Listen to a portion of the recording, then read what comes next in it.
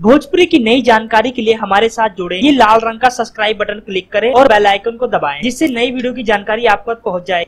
जान लीजिए, सब्सक्राइब करना बिल्कुल फ्री है।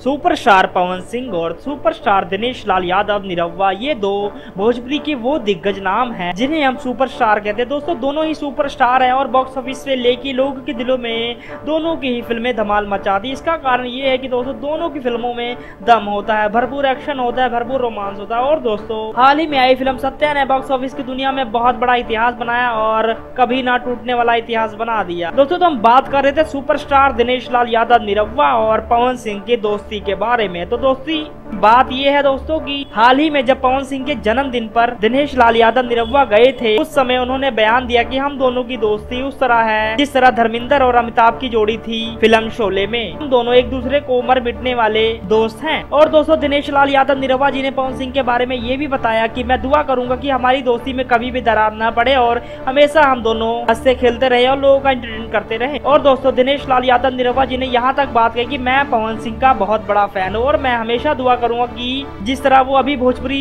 के इतने बड़े गायक के रूप में मशहूर हैं, वो हमेशा ही रहें। दोस्तों, बहुत बड़ी बात कही है भोजपुरी के स्टार दिनेश लाल यादव निरहुआ जी ने। धन्यवाद।